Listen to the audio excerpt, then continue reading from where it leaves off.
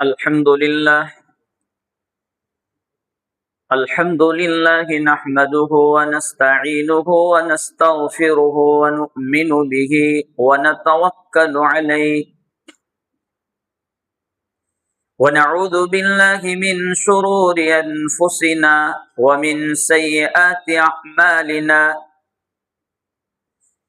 من يهده الله فلا مضل له ومن يضلل فلا هادي له ونشهد أن لا إله إلا الله وحده لا شريك له ونشهد أن سيدنا ومولانا محمدا عبده ورسوله صلى الله تعالى عليه وعلى آله وأصحابه وسلم تسليما كثيرا كثيرا وداعيا إلى الله بإذنه وسراجا منيرا أما بعد فأعوذ بالله من الشيطان الرجيم بسم الله الرحمن الرحيم ما يود الذين كفروا من أهل الكتاب ولا المشركين أن ينزل عليكم من خير من ربكم صدق الله مولانا العظيم قال الله تبارك وتعالى في شان حبيبه إن الله وملائكته يصلون على النبي يا أيها الذين آمنوا صلوا عليه وسلموا تسليما اللهم صل على سيدنا محمد وعلى آل سيدنا محمد وبارك وسلم. قابل صد تکریم معزز بزرگوں اور عزیز ساتھیوں،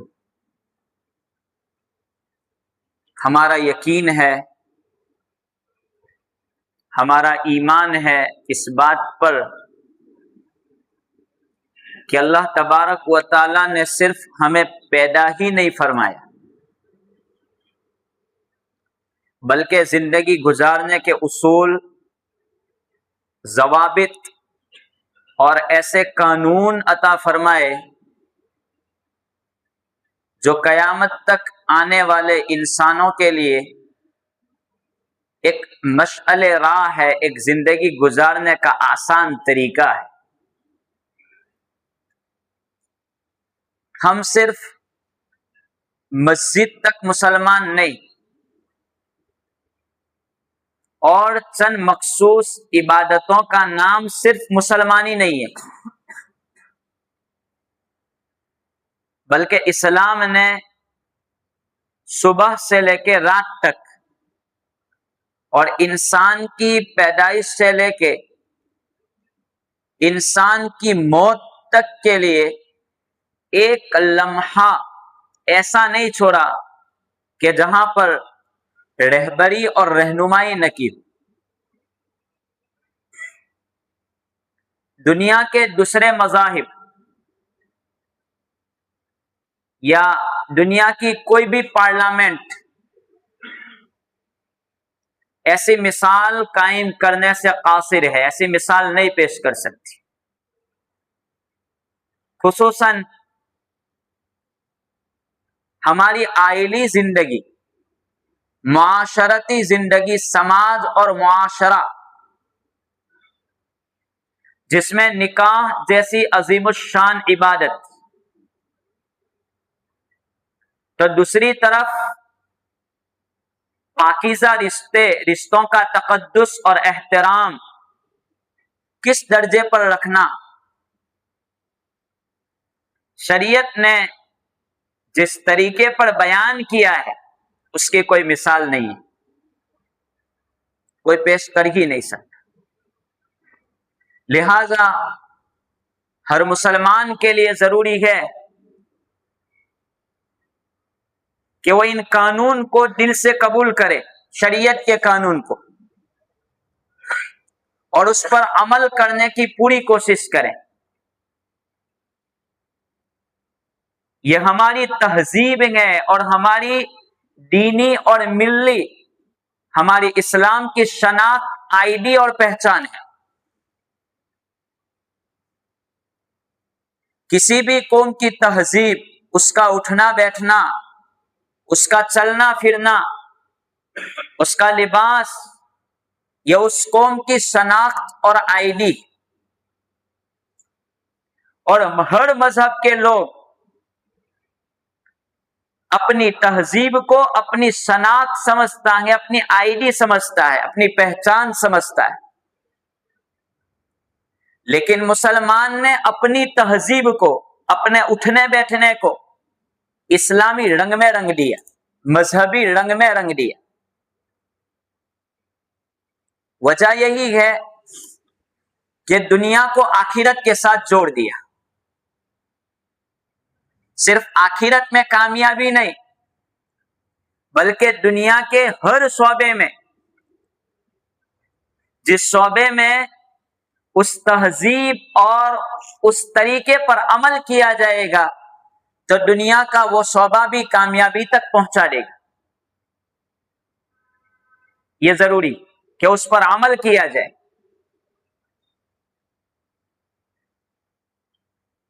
نکاح، وراثت، یہ تمام مسائل کسی کو بھی اٹھا کر دیکھ لیں، کوئی کامیابی سے خالی نہیں.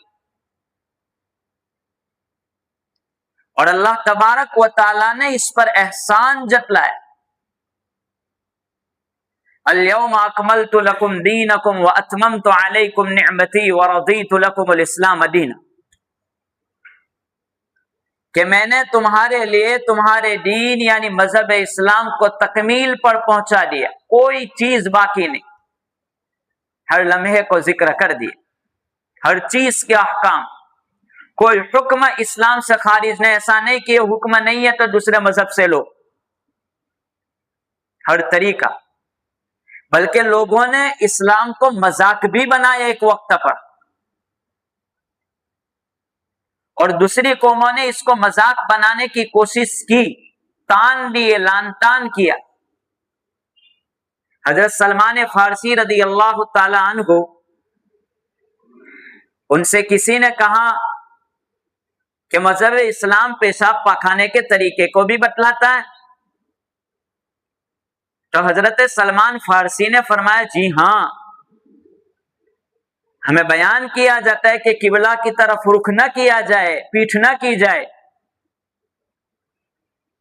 یہ طریقہ بھی اسلام بتلاتا ہے. تو مکمل اور کامل مذہب اور شریعت ہم کو عطا فرمائے. خلاصہ یہ کہ ہمارا مذہب صرف مسجدوں کی چار دیواری اور چند خاص عبادتوں کا نام نہیں ہے. مذہب اسلام پوری زندگی میں لانے کی ضرورت ہے، شریعت کو ہر شعبے میں داخل کرنے کی ضرورت ہے. وراثت، وارثہ وہچری، صرف نماز سے آدمی گمراہی تک نہیں پہنچ سکتا. ایسا نہیں کہ صرف نماز نہیں پڑھے، روزہ نہ رکھے، زکوٰۃ ادا نہ کرے، عبادت نہ کرنے کی وجہ سے صرف گمراہی نہیں. دنیا کے دوسرے جو شعبے ہیں، ہماری زندگی اور معاشرے کے دوسرے جو شعبے ہیں، اس میں بھی کمی گمراہی تک لے جا سکتی. وراثت کا مسئلہ، وارثہ وہچری، اس مسئلے کو بیان کرتے ہوئے قرآن کریم نے اخیر میں یوں کہا یبین اللہ لکم ان تضلوا، کہ اللہ یہ قانون بیان کرتا ہے، سنو، اگر تم عمل نہیں کرو گے تو تم گمراہی تک پہنچ جاؤ گے. تو دنیا کو آخرت کے ساتھ جوڑا، جنت جہنم کے ساتھ جوڑ دیا.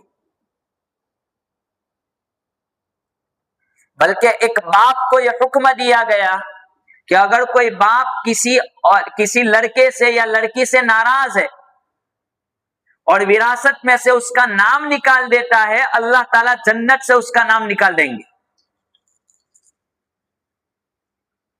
قانونی دستاویز کر کے اگر کوئی باپ نام نکال دیتا ہے تو اس کا نام جنت سے نکل جائے گا. حدیث کیسی پاکیزہ تعلیم اور کیسی شریعت اللہ تبارک و تعالی نے ہم سب کو عطا فرمائی. ایک عورت اگر بغیر گواہوں کے نکاح کر لیتی ہے، شریعت میں نکاح کے لیے 2 گواہ کا ہونا شرط ہے. اگر 2 گواہ نہیں ہے نکاح نہیں ہوگا. کوئی میاں بیوی کہے کہ چلو ہم دونوں راضی ہیں، گواہ کی ضرورت نہیں ہے، نکاح نہیں ہوگا. اگر کوئی اس طریقے سے عہد کرتا ہے تو اس عورت کو فاحشہ فائفہ زانیہ قرار دیا گیا. اس عورت سے اگر کوئی بچہ پیدا ہوگا، بغیر گواہ کے نکاح کرنے والی عورت سے اگر کوئی بچہ پیدا ہوگا تو اس بچے کا نسب ثابت نہیں کیا جا سکتا، نسب نہیں ہوگا اس کا. تو اگر کوئی صرف رجسٹریشن کروا لے کورٹ کے ذریعے 2 میاں بیوی مل کر کے اور گواہ شرعی نہیں ہے تو وہ زنا کے حکم میں داخل ہے. لڑکا پیدا ہوگا، لڑکی پیدا ہوگی، اس کا نسب سے کوئی تعلق نہیں، اس کا کوئی نسب نہیں.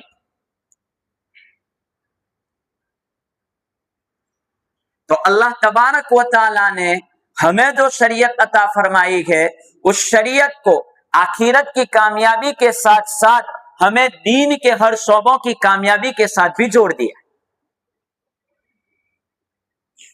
اتنا کامل اور اتنا مکمل مذہب اللہ تبارک و تعالی نے عطا فرمایا. وراثت کے مسئلے میں جہاں ہماری عقل انتہا تک پہنچتی ہے، عقل کا آخری درجہ، وہاں سے شریعت کی ابتدا ہوتی. وراثت کے مسئلے میں کسی کو یہ سوال ہو سکتا ہے کہ عورت کو سنگل کیوں، لڑکے کو ڈبل کیوں، لڑکی کو سنگل کیوں؟ بیٹے کو پہلے ذکر کیا، باپ کو بعد میں ذکر کیا، یہ تمام مسائل کیوں؟ قرآن کریم نے اس کو اخیر میں بیان کر دیا. آباؤکم و ابناؤکم لا تدرون ایہم اقرب لکم نفعا فریضۃ من اللہ. اللہ نے یہ نکی کر دیا آپ کا کوئی حق نہیں، آپ اس پر سوال کرو. بات بند کر دیا اخیر تک. ہماری دکھتی رگ پر شریعت نے انگلی رکھی، کوئی سوال نہیں. اس میں کیا حکمتیں ہیں تم نہیں سمجھ سکتے. فریضۃ من اللہ، اللہ نے نکی کر دیا.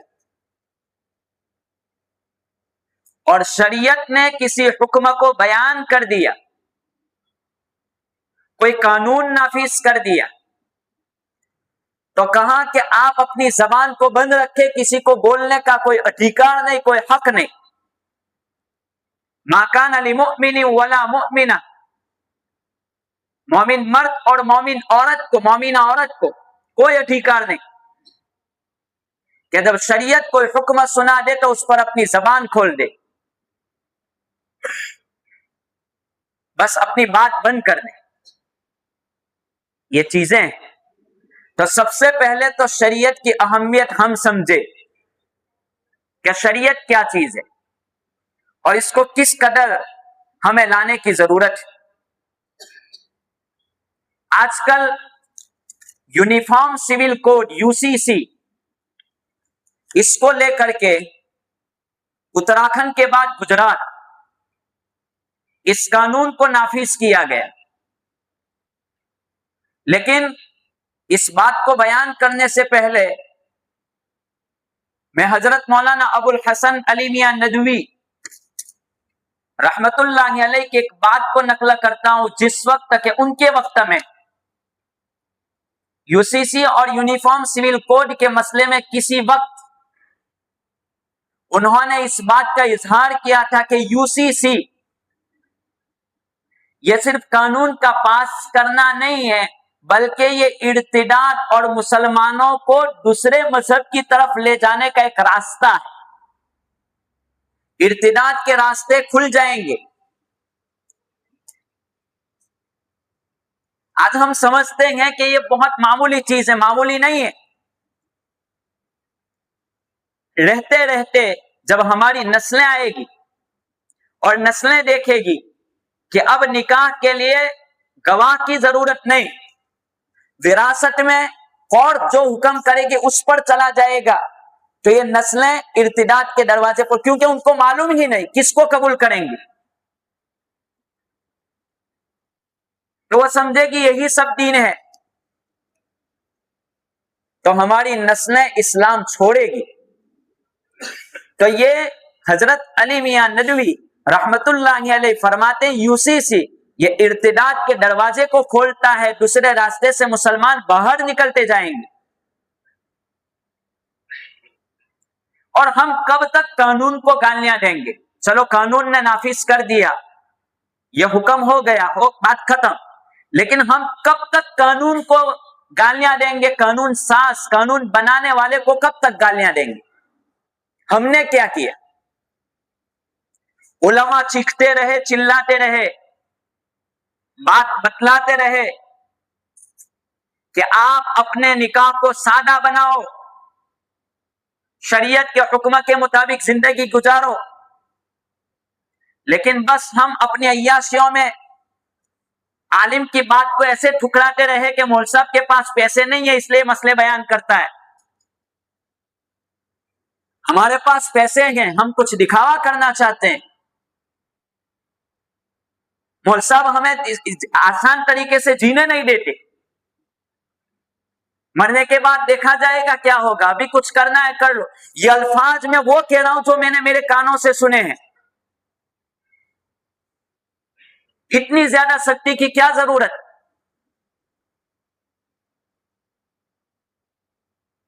अगर और इस पर ध्यान नहीं दिया गया और शरीयत के मुताबिक हमारी जिंदगी नहीं बनाई गई तो खतरा है कि और ज्यादा हमारे कवानीन पर, हमारी शरीयत पर और ज्यादा पत्थर फेंके जाए।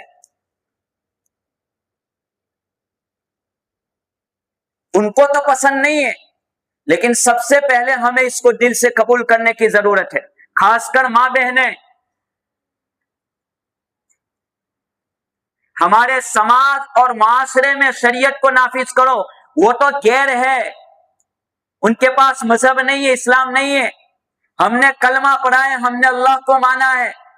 जब ऐसा वक्त आ जाए तो सबसे पहले जरूरत है कि हम उसके विरोध में, उसके खिलाफ अपनी शरई जिंदगी को नाफिज करने की फिक्र करें। हमारी कमियां रही, हमने अमल नहीं किया, हमारी तहजीब को, हमारी उठक बैठक को, हमारे तरीकों को हमने खुद ठेस पहुंचाई, तब जाकर के दूसरे लोगों ने इस पर हमला किया है। और अगर दूसरे रास्ते से इसको देखा जाए तो हकीकत में सजा है। अमल नहीं किया तो इस पर पकड़ हुई। लिहाजा जहां पर कानून नाफिज हुआ उसकी मुखालफत के साथ साथ सबसे बड़ी मुखालफत और विरोध ये है कि हमारे घरों में शरीयत को नाफिज किया जाए। कोई निकाह ऐसा ना हो जो शरीयत के खिलाफ हो, कोई विरासत का आज हम माँ बहनों के मसले को, विरासत को यूं कह देते हैं कि हमारी बहनों की विरासत बाप ने निकाह के वक्त, रुखसती के वक्त दे दिया था, मसला खत्म हो गया, अब बहनों का कोई हक नहीं है, बाप का इंतकाल हो गया, जितना कुछ छोड़ करके बाप गया है सबका हिस्सा लगेगा। जब हमने खुद अपनी शरीयत की कदर नहीं की वो तो गैर है। तो सबसे पहली चीज हमारे लिए जरूरी है विरोध के साथ साथ कि हमारा हर निकाह शरीयत इस्लामी के तरीके पर होना चाहिए। कारी मोहम्मद सिद्दीक साहब बानवी नव्वरल्लाहु मरकदहु वो बयान करते हैं कि जब शरीयत के खिलाफ काम होने लगेंगे तो लोग आपसी विरोध करेंगे, काली पट्टियां बांधेंगे, जुमला लिखा है, अपने हाथों पर काली पट्टी बांधेंगे, विरोध करेंगे। इससे क्या होता है? जब तक कि खुद अमली जिंदगी न हो। फिर उन्होंने मिसाल बयान की कि काबतुल्लाह को ढाने के लिए जब अबरहा लश्कर लेकर के पहुंचा है तो अब्दुल मुत्तलिब और कुरैश ने अल्लाह से दुआ की थी, अल्लाह ये तेरा घर है, तू मदद कर दे। रुजू इल्लाह, इस्तिगफार किया था कि अल्लाह तू हमें माफ कर दे, इसकी हिफाजत तू कर।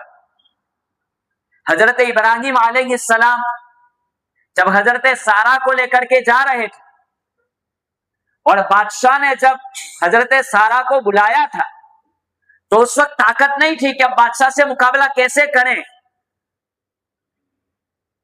तो उस वक्त हजरत इब्राहिम ने अल्लाह से रुजू किया कि अल्लाह मदद कर दे मेरी। फिर क्या हुआ? जो कुछ हुआ वो हमें मालूम है, वो हाथ ना लगा सका।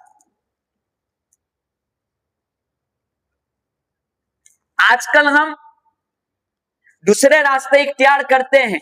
सबसे पहले इस्तिगफार की जरूरत है, हमारी कोताही है, हमने अपनी शादियों को सादा नहीं बनाया, हमने शरीयत के तरीकों को फॉलो नहीं किया, हम गलत तरीके पर चलते रहे। ये अल्लाह ताला तू सबसे पहले हमें माफ कर दे और हमारे समाज और माशरे को दुरुस्त फरमा दे। तो उसके साथ साथ इसकी भी जरूरत है, ये मामूली ना समझे, फिर से कहता हूं यूनिफॉर्म सिविल कोड को मामूली ना समझे। हमारी नस्लें भूल जाएगी कि बगैर गवाह के भी निकाह हो जाता है। उसको जानिया कहा है, उस औरत को फाहिशा कहा है, वो बच्चा साबितुन नसब नहीं हो सकता। हम अभी जानते हैं तो करेंगे अमल, बाद वाली नस्लें क्या करेगी उसके जिम्मेदार हम होंगे। इसके लिए जरूरत है तौबा इस्तिगफार करें, शरीयत पर चलने का अहद करें कि इंशाअल्लाह हमारा निकाह सादा होगा। हमारी जो रकमें मालदारों की है, जो खर्च होती है, आप उन पैसों से किसी गरीब को पढ़ा सकते हैं, आला तालीम दिलवा सकते हैं, आगे बढ़ा सकते हैं। कोई कितनी नौजवान बेटियां अपने घरों पर पड़ी हैं, किसी वजह से रिश्ता नहीं हो पा रहा है, आप वहां पर वो पैसे खर्च कर सकते हैं। इसका जवाब देना होगा। यूसीसी के जिम्मेदार हम खुद हैं। वो तो मानते नहीं अल्लाह को, वो नहीं मानते शरीयत को, हम शरीयत को मानते हैं। अगर नस्लों के ईमान की हिफाजत करनी है, हमारे ईमान को बचाव करना है, ईमान पर साबित करनी चाहते हो, तो सबसे पहले अहद कर लो कि हम इन तमाम चीजों को सबसे पहले हमारे समाज माशरे से रस्म रिवाज को खत्म करेंगे। रसूलुल्लाह सल्लल्लाहु तआला अलैहि वसल्लम ने कितनी गहरी और सख्त बात कर दी, मन तशब्बह बिकौमिन फहुव मिनहुम। अगर कोई कौम किसी का कल्चर, किसी की तहजीब, किसी का रीति रिवाज इख्तियार करता है तो उस आदमी का हश्र, उस कौम का उठाव उन्हीं लोगों के साथ होगा। अगर काफिरों के तरीके अपनाएं, कयामत के दिन काफिरों के साथ, यहूदियों के तरीके अपनाएं, कयामत के दिन यहूदियों के साथ उनको उठाया जाए। इसलिए जिम्मेदार सबसे पहले हम हैं। इन बातों को समझने की फिक्र करें और कोशिश करें, और आइंदा अगर कोई भी शरीयत पर कोई बात आती है तो ये चीज सबसे पहले हम जिम्मेदार हों। अल्लाह तबार मैंने जिस आयत करीमा को खुतबे में पढ़ा, अल्लाह रब्बुल आलमीन फरमाते हैं, मा यवद्दुल लदीन कफरू मिन अहलिल किताब वलल मुशरिकीन अन युनज़्ज़ल अलैकुम मिन खैरिन मिन रब्बिकुम। दो कौम ऐसी है जिनको तुम्हारे तरीके पसंद नहीं। दो कौम, एक तो मुशरिकीन और एक अहले किताब यहूद व नसारा, उनको तुम्हारे ये तरीके पसंद नहीं। लिहाजा ऐसे वक्त में जरूरत है कि हम उन्हीं तरीकों, कितनी पाकीज़ा शरीयत, कितनी बेहतरीन तालीम, आखिरत के साथ साथ दुनिया को बना कर रख दिया। एक चाइना की डॉक्टर जिसका नाम है ली वेन चाओ, उस औरत ने यह जिक्र किया है, ली वेन चाओ, वो औरत का, एक चाइनीज डॉक्टर, उस मर्द का नाम है डॉक्टर का ली वेन चाओ। वो एक मर्तबा एक मस्जिद में गई। मस्जिद में जाने के बाद देखा कि लोग वुजू कर रहे हैं, तो वुजू करते देखा, कहा, पूछा ये क्या कर रहे हो? कहा कि हमारे नबी सल्लल्लाहु तआला अलैहि वसल्लम ने हमें हर नमाज के बाद हाथों को, पैरों को, मुंह को धोने का हुक्म दिया है। कहा कि कितना मैं उस नबी से मिलना चाहती हूँ, अगर वो जिंदा है मैं उस नबी से ملنا چاہتی ہوں اگر وہ زندہ ہے. کہا کیا؟ کہا کہ جراثیم جو ہوتے ہیں وہ انہی اعضا کھلے اویو پر، ان اعضا پر، ان انگوں پر لگتے ہیں، جس کی وجہ سے آدمی کے جسم میں بیماریاں سرایت کرتی ہیں. اور آپ کو 5 وقت دھونے کا حکم دیا، گویا آپ کی آخرت کے ساتھ ساتھ آپ کو دنیاوی بیماریوں سے بھی محفوظ رکھا. کتنی پاکیزہ شریعت. تو ضرورت ہے کہ ہم ہر طریقے کو فالو کرنے کی کوشش کریں. اللہ تبارک و تعالی ان باتوں پر عمل پیرا ہونے کی توفیق عطا فرمائے. آمین. وآخر دعوانا الحمدللہ رب العالمین.